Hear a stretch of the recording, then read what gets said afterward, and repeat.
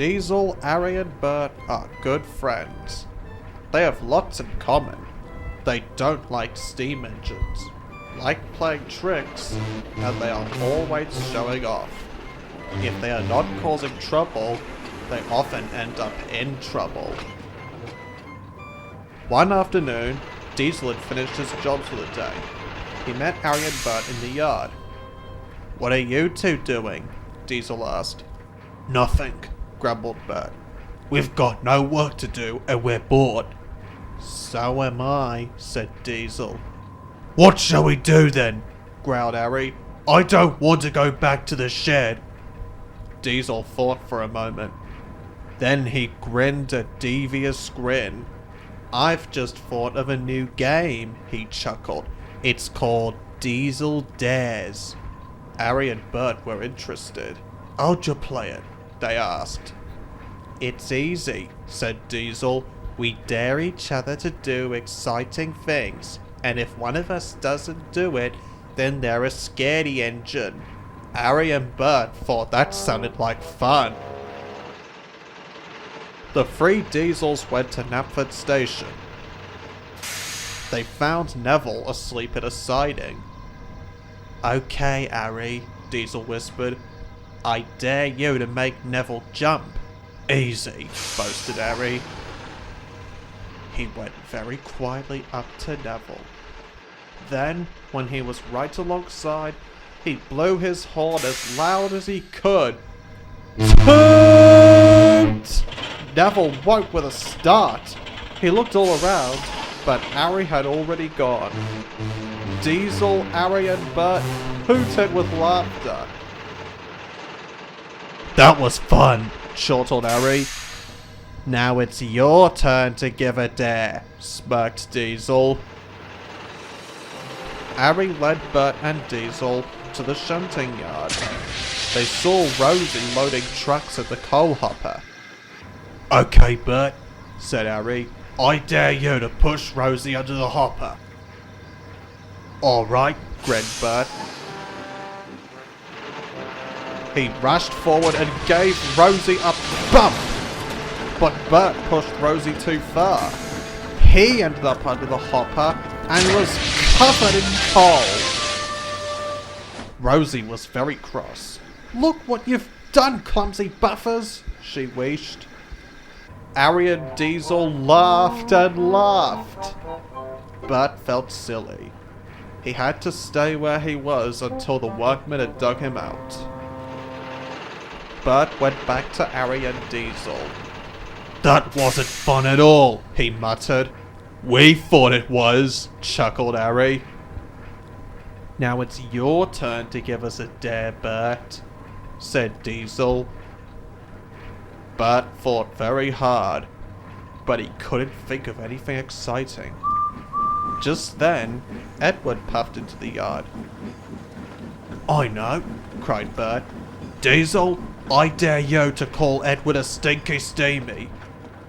Diesel frowned. "That's not exciting. I say that all the time." "You'll have to do it," grinned Bert, "or you'll be a scaredy engine." "That's right," grinned Ari. "Those are the rules." Diesel growled. He didn't want Ari and Bert to make fun of him. He rolled over to Edward at the water column. "Hello, stinky steamy," said Diesel dully. Edward smiled.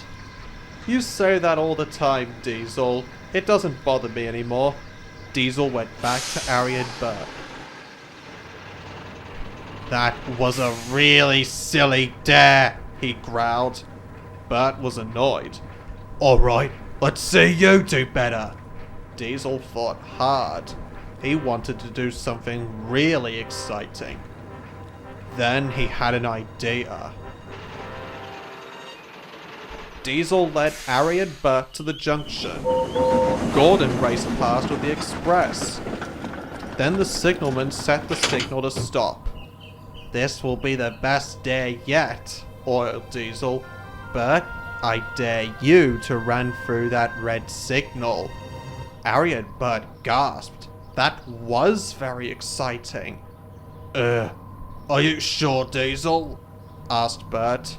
Yes, said Diesel. You'll have to do it or you'll be a scaredy engine. Bert was worried. He knew that going past a red signal was dangerous, but he didn't want Harry and Diesel to tease him. What are you waiting for? Called Harry. Go on. Bert went very slowly towards the signal. It stayed red.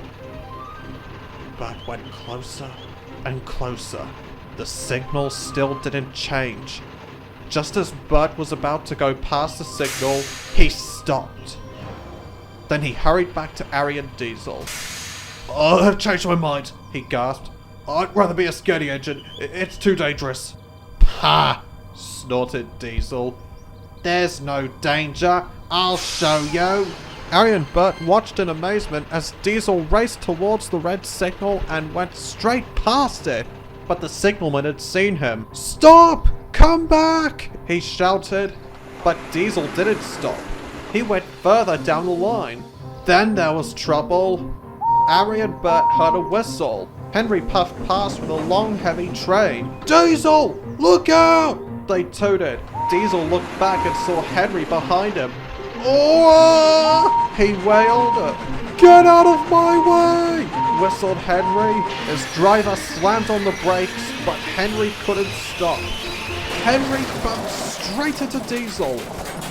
They came off the tracks and Henry's trucks clattered into each other. Ouch, cried Henry. Grease and oil, groaned Diesel. Harry and Bert were shocked. The signalman called out to them. Get the breakdown train, quickly! There was no time to waste. Harry and Bert did as they were told. The signalman warned the other engines about the accident. No trains could get through until the line was clear. Harry and Bert soon returned with the breakdown train. No one was hurt, but Henry was very cross. So was Diesel. This is all your fault, Bert, he growled. It was your fault, snapped Bert. I told you going past a red signal wasn't safe. I quite agree, boomed a voice. It was the Fat Controller. I've heard that you three have been causing trouble all afternoon. Just be glad this was a goods train, not the express. Harry, Bert, and Diesel felt ashamed. We're sorry, sir, said Harry sadly. We didn't have anything to do, muttered Bert. So we thought up Diesel Dares to make things exciting, added Diesel. I see, said the Fat Controller. In that case, when you have cleared up this mess, I'd better give you three extra work. The busier you are, the less trouble you can cause. So the three Diesels were given more work to do. Diesel shunted at the docks, Harry moved scrap iron at the smelters, and Bert helped Mavis at the quarry. It was a very long time before they saw each other, but when they did, they agreed never to play Diesel Dares again.